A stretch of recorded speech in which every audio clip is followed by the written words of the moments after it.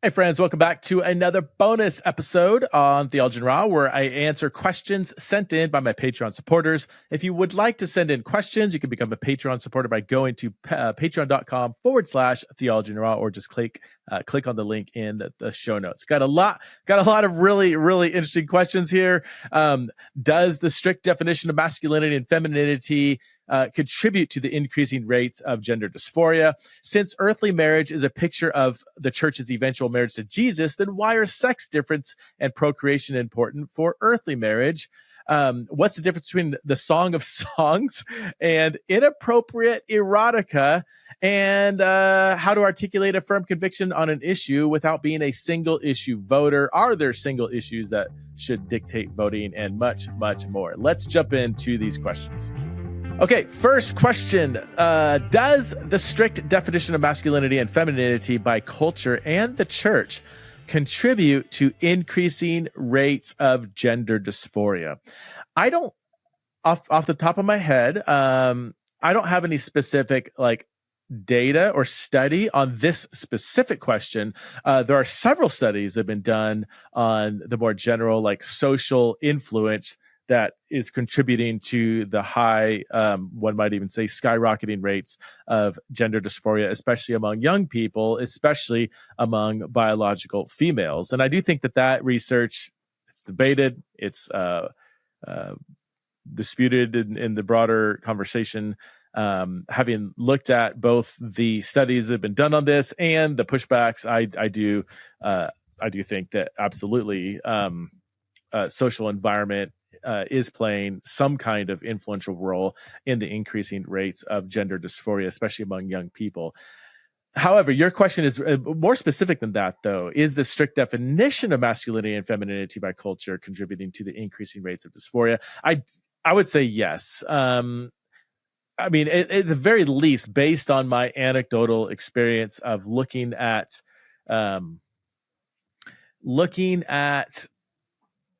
testimonies from trans people or even parents of trans identified kids, and talking to several people who either experience gender dysphoria or identify as trans or non-binary or gender fluid. I don't know if I've met anybody who in their testimony, in their description of gender dysphoria and what exacerbates gender dysphoria, and their view of narrow definitions of male and female, or masculinity and femininity. I don't know if I've met anybody that hasn't revealed on some level that does play a role in gender dysphoria. Now, I think you said contribute.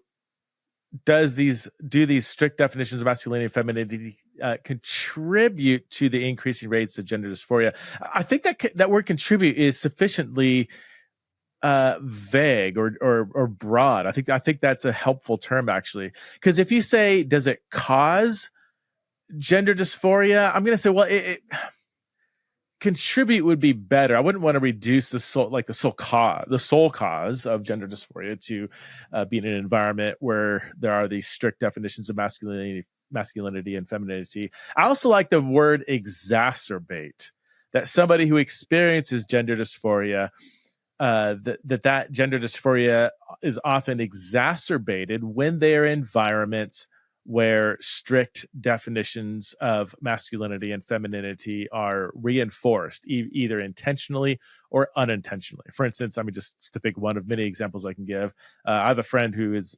biologically female, can experience pretty severe gender dysphoria, and this person was telling me about a time when they were hosting decided to host a women's Bible study at their house. And my friend was experiencing just massive spikes of dysphoria simply at the thought of a bunch of super feminine, pink dress wearing, tea drinking, anyway, people pouring into her living room, and my friend was just the thought of that happening, was experiencing gender dysphoria. Anyway, turned out to not be that. a bunch of women came to their house, and not all of them were super feminine. In fact, there was a lot of diversity in how people carried their womanhood, and it went well. It went well. It wasn't as difficult as they thought it would be. But again, just the thought of just piles and piles of femininity swarming their living room was enough to like spike their dysphoria. So I think we should also make, and I don't want to get too lost in the weeds here, because I mean, your question was more focused than this, but I do think when we think of gender dysphoria, I mean, there's various kinds of gender dysphoria, different kinds of trans experiences. If someone experiences early onset, moderate to severe gender dysphoria, like from an early age, from the time they're 3, 4, 5 years old, they experienced what could be clinically diagnosed as gender dysphoria. That's a certain kind of trans experience versus somebody who never even experienced gender dysphoria until maybe their late teenage years. And maybe they're in an environment where these strict definitions are enforced. We also have to make a distinction, I think, between people who experience late onset gender dysphoria or versus maybe somebody who experiences AGP, autogynephilia, a male, typically a male who might experience autogynephilia. That's going to be a very different kind of it's going to be a unique kind of gender dysphoria than maybe a biological female who didn't experience gender dysphoria as a kid, but is experiencing it now as a teenager. So we can't take a one size fits all approach to trans identities, quote unquote, trans experiences, or how someone experiences gender dysphoria. But yes, at the end of the day, I do think strict definitions of narrow definitions of masculinity and femininity do often exacerbate one's gender dysphoria, and even apart from even exacerbating it, can be a contributing cause to it. Next question. Since earthly marriage is a picture of the church's eventual marriage to Jesus, why are sex difference and procreation important to earthly marriage? This is a really, really good question. In fact, a lot of the questions that came in here are I mean, I think I might say this in every Q&A podcast, that these are really good questions, but the questions that came in here are very complex theologically and philosophically. So, okay, my response. Yes, earthly marriage is a picture of our marriage to Jesus, but they're also not just a picture.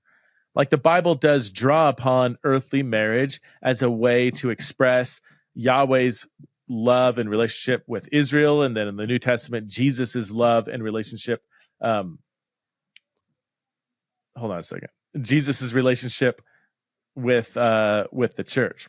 I forgot to shut my phone off here. I'm getting alerts here. Anyway, is what you do. What happens when you are podcasting in your basement. So they are a picture, but they're more than a picture. Human marriage is also the means by which humans procreate and therefore exist. Male-female marriage is the designed context for human life to occur and be nurtured. In fact, one of the original commands given to humanity is be fruitful, multiply, and fill the earth. Why? Because God wanted a bunch of his images spread around the globe. Well, that's not going to happen unless males and females are procreating. And I believe, and probably many of you believe, that this thing we now call marriage, the Bible calls it a one flesh covenant union. This is the context in which human life should happen and multiply and be nurtured. So again, even apart from the symbolism, human marriage is just built into the fabric of how God has wired creation. I would also say that I do think, with regard to the picture, the analogy that the human marriages offer in terms of pointing us to God's love for Israel, Christ's love for the church, that sex difference is still necessary for that picture to work. Sex difference between husband and wife, for instance, allows for Christ's love for the church to make sense. This doesn't, I'm thinking of Ephesians 5 here. This doesn't mean we map everything about Jesus onto the husband. This is the pushback that often comes up. Well, what are you saying? The husband is just like Jesus. He's the Lord. He's perfect. He's sinless and the Savior. And the woman is the sinful bride of Christ. Well, no. That's not what Paul's doing here. He's picking a very specific aspect of Christ's relationship to the church, namely his self-giving, self-sacrifice as an expression of love for the church. And he's telling husbands, you should be doing that to your wife. Okay, so it's we don't map everything about Jesus onto the husband. That's not the point of the analogy in Ephesians 5. In any case, for the analogy to work, we do need a husband and a wife, a male and a female.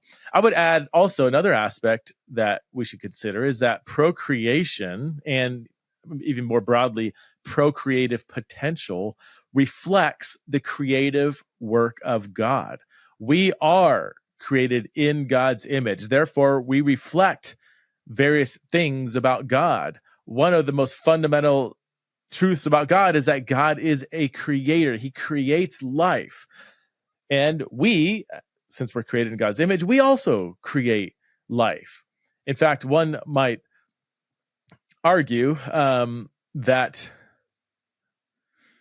gonna be skating on thin ice here, that the female plays a much more male and female are both necessary, but one might even argue, this isn't debated, right? That the female plays a more significant and beautifully complex role in creating life. Jim Gaffigan has a really funny skit that I won't, a little bit about the I'm not going to repeat it, but he kind of is playing off of the sad nature of the male contribution to life. Anyway, I'll let you look that up.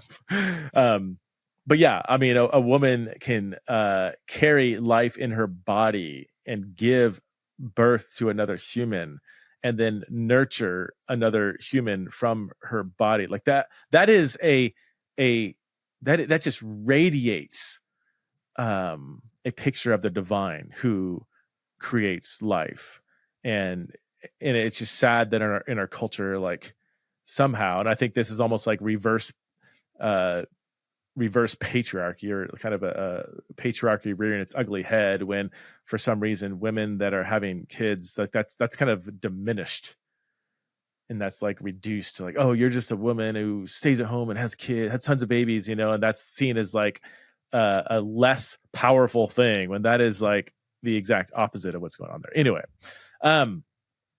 hope that's helpful. Let's move on to the next question. What's the difference between the Song of Solomon, or more correctly, the Song of Songs, and inappropriate erotica? This is a little bit, I mean, I think you, in a sense, you built into your answer into your very question.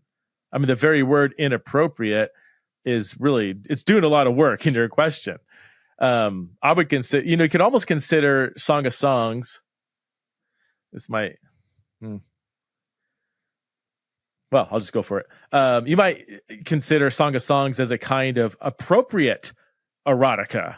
So the definition of erotica is, literature, art intended to arouse sexual desire. I think Song of Songs is, literature that is designed to celebrate sex and romantic intimacy according to God's design. In fact, throughout the song,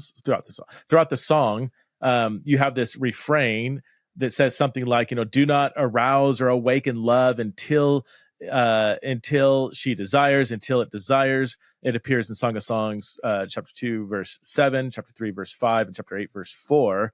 And I think, the point of that is to give a constant reminder that there are certain boundaries or a particular context, a certain time when sexual desire should be acted upon.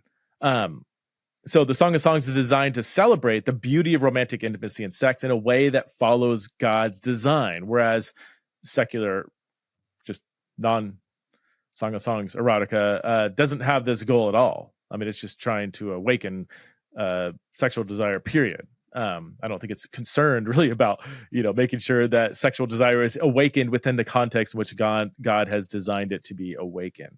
Also, I would add too that, the poetic genre of Song of Songs it's more concealing than revealing. You know what I mean? Like it's tasteful, and in some sense it's hidden. It invites artistic inquiry rather than flooding your brain with tons of dopamine to just arouse sexual desire.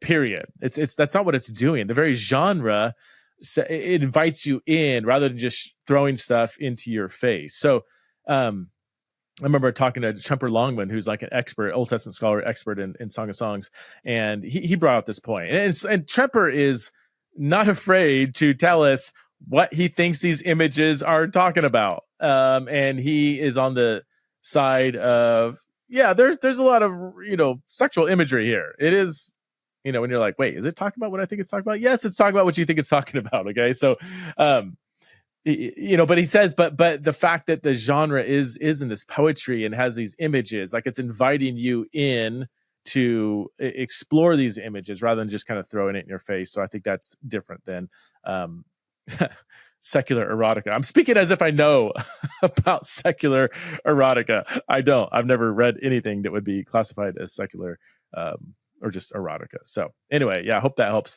Again, I think your term inappropriate, the difference between Song of Songs and inappropriate erotica, I think, is a key word there.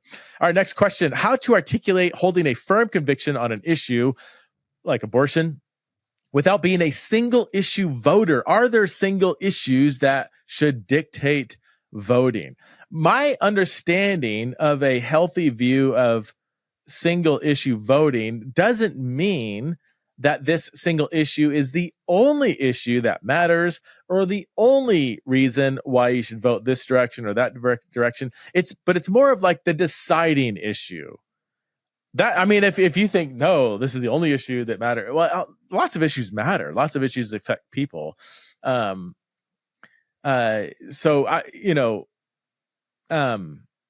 would almost think of it like this single issue as the tipping point. The deciding issue, why I might vote in this direction or that direction or not vote at all. Obviously, many issues matter. Maybe you're just not well versed in other issues. Maybe you're like, yes, immigration matters, economy matters, foreign policy matters. Hey friends, I hope you enjoyed this portion of the Patreon-only Q&A podcast. If you would like to listen to the full-length episode and receive other bonus content like monthly podcasts, opportunities to ask questions, access to first drafts of my research, and monthly Zoom chats and more, then please head over to patreon.com/Theology in the Raw to join Theology in the Raw's Patreon community. That's patreon.com/Theology in the Raw.